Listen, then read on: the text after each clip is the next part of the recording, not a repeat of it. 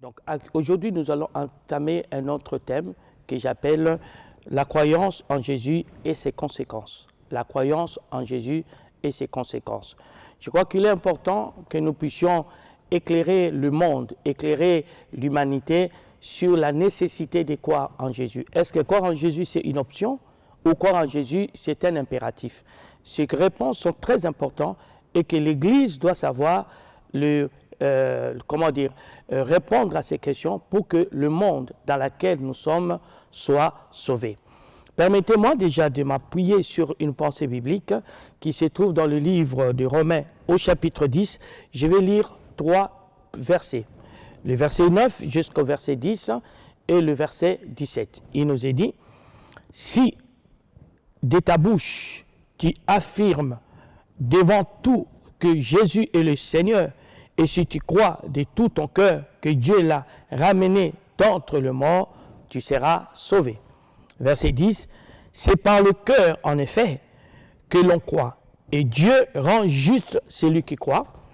C'est par la bouche qu'on affirme, et Dieu sauve qui fait ainsi. » Verset 10 et 17 nous dit, « Ainsi, la foi vient de ce qu'on écoute, de la nouvelle proclamée, et cette nouvelle est l'annonce de la parole de Christ. » Donc la version, ça je suis dans la version français courant, mais si je peux reproduire ou relire le verset 17 selon le 8 second, je dirais ceci, ainsi, la foi vient de ce qu'on entend. Ce qu'on entend vient de la parole de Christ. Voyez-vous, on nous dit que la foi ou la croyance est le seul élément, la seule chose qui nous rend justes et qui peut nous sauver lorsque nous les confessons. Maintenant, cette foi ou cette croyance a une provenance. Cette provenance, c'est quoi? Ce que nous entendons ou ce que nous écoutons. Qu'est-ce que nous devons écouter? La Bible dit l'évangile ou la parole qui annonce Jésus-Christ ou qui fait le prologue de Jésus-Christ ou la parole que Dieu ou Jésus lui-même nous donne à annoncer. Et la question que nous devons nous poser c'est aujourd'hui, est-ce que Christ est encore prêché comme il devait être prêché? Est-ce que l'Église sait encore promouvoir le christianisme ou la personne de Christ comme nous le voyons dans les livres des Actes des Apôtres? Quelle est la parole que l'Église annonce de nos jours? Quel message que l'Église apporte, bien-aimés? Et on peut encore aller de l'autre côté, dans le côté du monde. Quel message le monde a besoin dans un temps aussi compliqué, dans un temps aussi difficile, dans un temps aussi, périlleux? Qu'est-ce que le monde a besoin d'entendre? J'aimerais déjà que chacun de nous, bien-aimés, puisse comprendre dans quel état émotionnel le monde se trouve parce cause de différentes crises qu'il peut entendre. Et pour cela, je vais dans le livre de Romains au chapitre 7, verset 34 et verset 24 et verset 25, excusez-moi. « Misérable que je suis, qui me délivrera du corps de cette mort? Grâce soit rendue à Dieu par Jésus-Christ notre Seigneur. Ainsi donc, moi-même, je suis par l'entendement esclave de la loi de Dieu et je suis par la chair esclave de la loi du péché. » Donc, vous voyez l'état dans lequel le monde, les hommes et les femmes qui vivent dans notre siècle, bien-aimés, peuvent éprouver, c'est un état de misère, un état de pauvreté. Ils sont eux-mêmes, quel que soit leur rang social, ils se sentent dépassés par des événements, ils sont anxieux, ils sont perdus, ils ne savent pas quoi faire. Or, Paul nous dit, lorsqu'on est dans cet état misérable, lorsqu'on éprouve ce genre de sentiments ou d'émotions, bien-aimés, de tristesse, de désolation, la solution reste le Christ. Et ce n'est pas uniquement pour nous qui prêchons Christ, mais c'est pour tous ceux qui sont dans cet état. Et c'est ça le bien fondé même de l'évangile. Le pourquoi d'annoncer l'évangile dans le temps de la fin. C'est le seul alternant, c'est le seul médicament qui peut réellement faire du bien, que ce soit psychologique, émotionnel, dans les oreilles de ceux qui l'entendent. Mais est-ce qu'aujourd'hui le monde entend un message qui peut les consoler? Nous allons encore enchérir dans cette pensée en parlant de Jésus-Christ lui-même. Lorsqu'il parle de l'évangile, il dit à qui l'évangile s'adresse. Dans Luc au chapitre 4, le verset 18, Jésus dit ceci, « L'Esprit du Seigneur est sur moi parce qu'il m'a oint pour annoncer une bonne nouvelle aux pauvres. » 3 points de suspension. Il m'a oint pour annoncer une bonne nouvelle, pas la bonne nouvelle. Là, il dit une bonne nouvelle aux pauvres. Cela veut dire que l'évangile est d'abord fait pour des gens qui sont dans la désolation, les gens qui sont éprouvés dans la vie, les gens qui sont perdus dans la vie, les gens qui sont désorientés, les gens qui sont malheureux, qui commencent à détester leur vie, qui ne savent pas sur quel saint bien-aimé croire. Ils ne savent pas comment s'en sortir. La Bible dit, pour ce type de personnes, quel que soit leur rang social, quelle que soit leur race, quelle que soit leur situation, ils ont besoin d'une chose, que d'entendre la bonne nouvelle. Je répète, d'entendre la bonne nouvelle. Et j'aimerais m'adresser à toi qui es dans un état totalement désorienté en m'écoutant. Il y a une bonne nouvelle pour rafraîchir ton âme. Il y a un message qui peut changer ta vie. Ce message, c'est le message de l'Évangile. En français, on les traduit la bonne nouvelle du royaume ou la bonne nouvelle du Christ. Mais en fait, en grec, on appelle ça évangile. Voyez-vous, une bonne nouvelle que chacun de nous a besoin d'entendre dans le temps de Christ. Il a besoin d'entendre dans son lit d'hôpital. Il a besoin d'entendre dans son conflit familial, dans les tensions dans sa famille et dans son couple. Et il a besoin d'entendre dans son entreprise, dans ses investissements. Et cette bonne nouvelle, c'est l'évangile de Christ qui est adressé, qui est annoncé, qui doit être annoncé, bien-aimé, à tous ceux qui sont dans cet état misérable. Et c'est de cela que sort la foi. Parce que le fait que l'homme, l'humain, entend une bonne nouvelle, ça va créer en lui l'espérance, ça va créer en lui l'espoir. Il va comprendre que ce n'est qu'une étape, mais il y a une solution. Et surtout, nous parlons d'une solution qui est prouvée ou qui est prouvable en parlant de Jésus-Christ. Parce que l'évangile ne consistait pas à parler d'une église, d'une philosophie. Non, l'évangile peint Jésus. L'évangile parle de Jésus. Permettez-moi, chers amis, de nous aider à nous appuyer quand même sur les Saintes Écritures pour comprendre c'est quoi, c'est que annonce l'Évangile. Dans Romains 1, verset 1, l'apôtre Paul dit, Paul, serviteur de Jésus-Christ, appelé à être apôtre, mis à part pour annoncer l'Évangile de Dieu, qui avait été promis auparavant de la part de Dieu par ses prophètes dans les Saintes Écritures, et qui concerne son Fils. L'Évangile ne promouvoit rien d'autre, ne parle de rien d'autre, si ce n'est du Fils de Dieu, qui concerne son Fils. Le contenu de l'Évangile, c'est parler de Christ. L'apôtre Paul dit, j'ai peint Christ dans les livres de Galates au chapitre 3, verset 1, qui concerne son Fils, né de la postérité de David, selon la chair, et déclaré fils de Dieu avec puissance selon l'esprit de sainteté par la résurrection d'entre les morts, Jésus-Christ notre Seigneur, par qui nous avons reçu la grâce et l'apostolat pour amener en son nom à l'obéissance de la foi tous les païens, tous, sans exception, tous les païens, pour les amener à l'obéissance, à la foi, tous les païens. Mes amis, le monde a besoin d'entendre un autre son de cloche.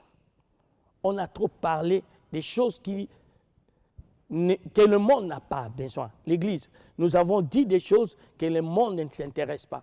J'étais chez mon médecin dernièrement, si ma mémoire ne me fait pas défaut, c'était le mercredi dernier, et puis on discutait avec elle gentiment, et tout ça, et puis elle me parle, on est arrivé à parler de soi-disant 5e vague de Covid, et puis elle me sort quelque chose, dit, actuellement je ne regarde même pas les infos.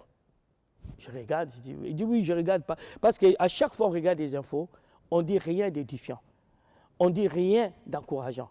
Tout ce qu'on peut entendre dans les informations, on n'attend que des choses qui donnent des frayeurs, qui donnent la peur.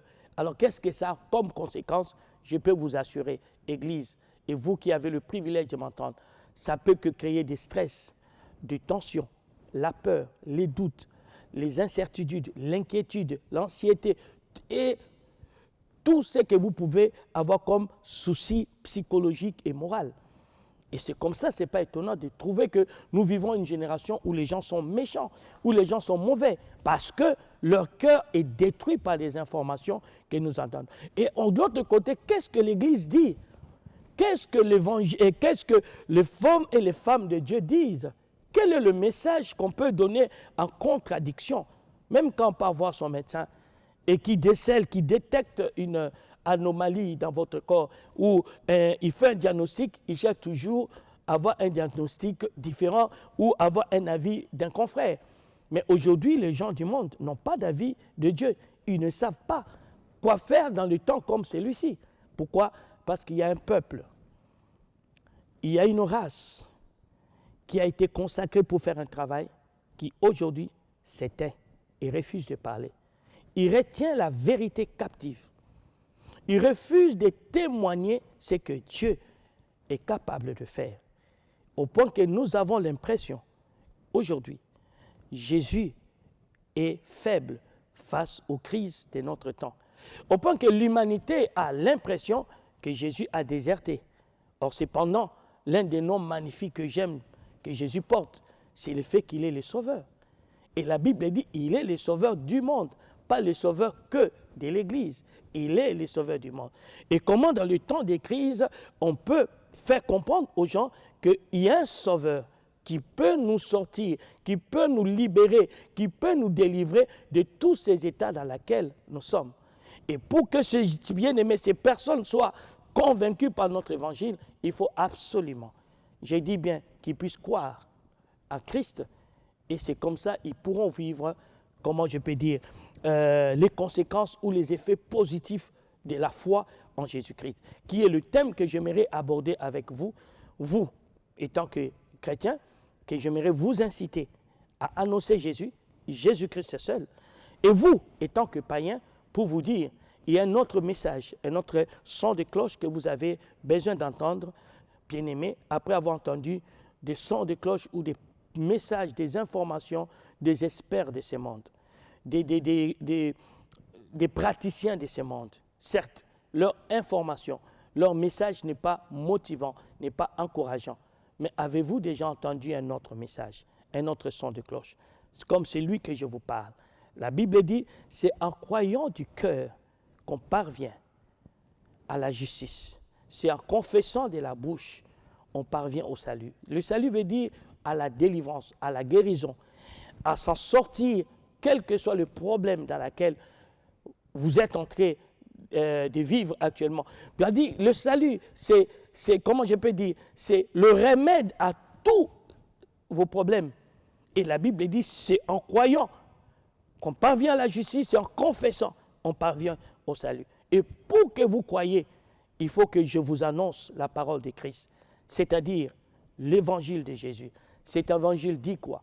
Cet évangile nous dit simplement, Dieu a tant aimé le monde qu'il a donné son Fils unique, afin que quiconque croit en lui ne périsse point, mais qu'il ait la vie éternelle. Un jour, j'ai entendu cette parole, parce que j'étais certainement dans un état dans lequel vous pouvez vous trouver, pour ne pas dire pire, parce que tout le monde, pour lui, son problème est le plus grave. Mais le mien aussi, à l'époque, c'était plus grave. Et on m'a annoncé que Jésus-Christ est mort pour être une solution à mes problèmes. Je répète, on me dit, Dieu a livré son Fils sur la croix pour qu'au travers de lui, que Dieu me donne tout ce dont j'ai besoin. Et j'ai eu le courage de croire à cet évangile et de croire à Jésus. Aujourd'hui, je deviens témoin parce que je ne raconte pas ce que la Bible dit, je raconte des vécus qui sont attestés par la Bible.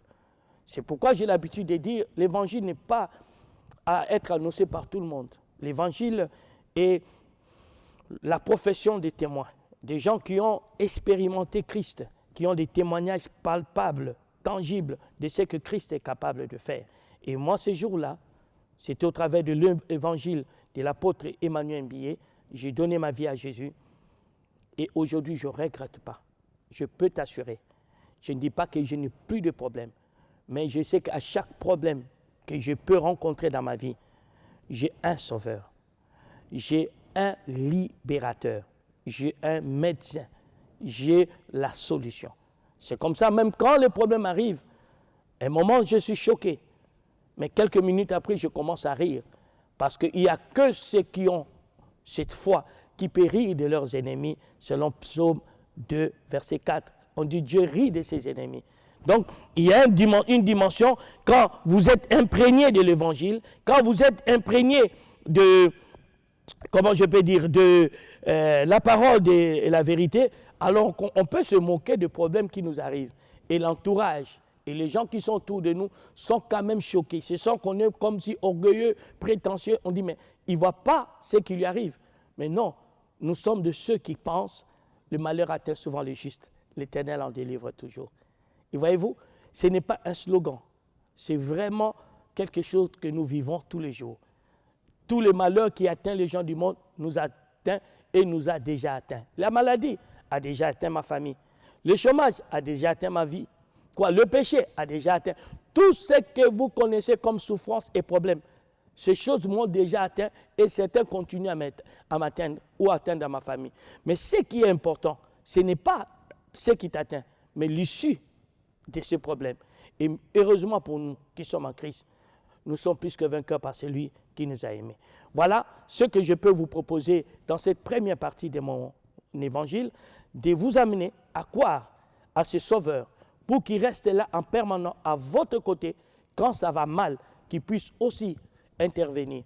Vous savez, il y a une chose que j'aime beaucoup dans l'histoire de Jean 2, je vous demanderai de les lire, Jean 2, verset 1 à 11.